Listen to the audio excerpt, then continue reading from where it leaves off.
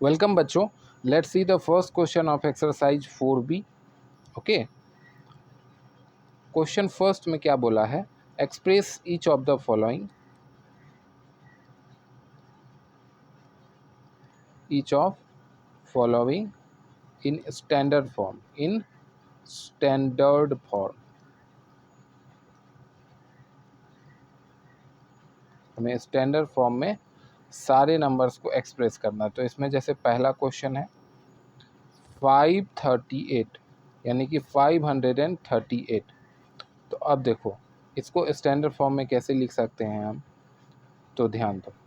Standard form में क्या होता है? स्टैंडर्ड फॉर्म में ध्यान रखिएगा कि जो भी नंबर है उसमें पॉइंट के पहले एक ही वैल्यू होनी चाहिए। ठीक है, ठीक है, और कुछ ना कुछ 10 के फॉर्म में होना चाहिए, तब वो स्टैंडर्ड फॉर्म में आता है। ठीक है, अब देखो जैसे यहाँ 538 है, तो पॉइंट यहाँ पे कहाँ पे प्लेस करेंगे हम लोग, बताओ? पॉइंट हम लोग यहाँ 5 के पास प्लेस करेंगे, 5.38। अब ये समझो कि ये पॉइंट जो इधर खींच के ले आए, तो अब इसमें क्या हमें 10 से मल्टीप्लाई करना है पड़ेगा। 10 से मल्टीप्लाई करना क्यों जरूरी है? 100 से मल्टीप्लाई क्यों कर रहे हैं? क्योंकि हम इसका वैल्यू चेंज नहीं कर सकते ना, हमको स्टैंडर्ड फॉर्म में लिखना है, लेकिन वैल्यू वैसा ही रहेगा। तो क्योंकि यहाँ पे पॉइंट में लाएँ, इसीलिए यहाँ पे 10 पे पावर कुछ मल्टीप्लाई करना होगा, तभी तो उसकी वैल्यू 538 रहेगी। अगर सीधे 5.38 लिख देंगे तब तो वैल्यू चेंज हो जाएगी, गलत हो जाएगा।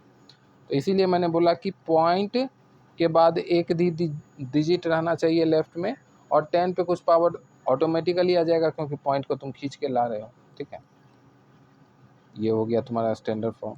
अब सेकंड देख लो,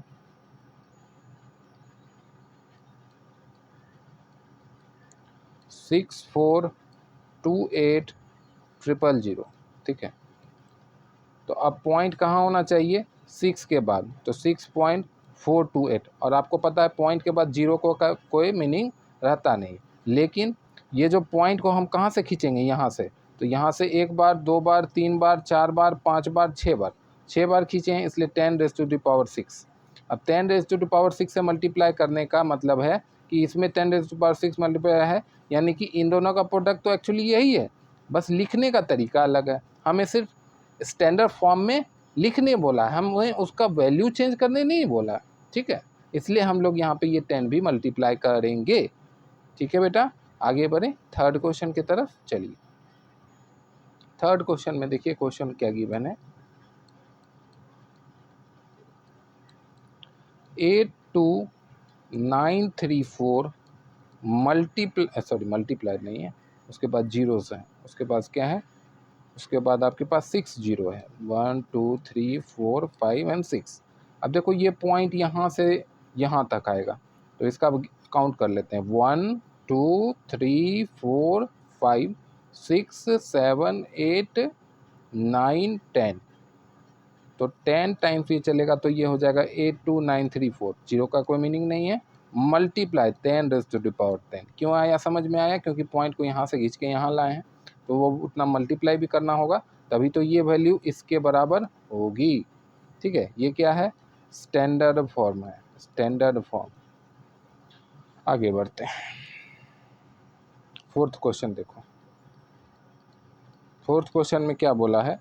94 ज़ीरो, कितना जीरो है? 1 2 3 4 5 6 7 8 9 10। 10 जीरोज है, 1 2 3 4 5 6 7 8 9 10। अब ये 10 जीरोज तो यहाँ तक हो गया, फिर ये 11। समझ में आया ना? 10 जीरोज है तो 10 बार पॉइंट यहाँ से क्या बोलते हैं डिस्प्लेस होगा, और एक बार 4 के बाद डिस्प्लेस होगा, तो टोटल 11 टाइम्स होगा। तो 9.4 मल्टीप्लाई 10⁻11। ठीक है, पॉइंट के बाद जीरो का कोई मीनिंग होता नहीं है, इसलिए डायरेक्ट 9.4 लिखें। क्लियर है बेटा? फिफ्थ क्वेश्चन देखिएगा, 230000 6 टाइम्स जीरो है। ठीक है, तो अब ये क्या हो जाएगा? 2.3 मल्टीप्लाई 10⁻, देखो 1 2 3 4 5 6 7, 10⁻7। ठीक है, अब आगे देखो सिक्स्थ क्वेश्चन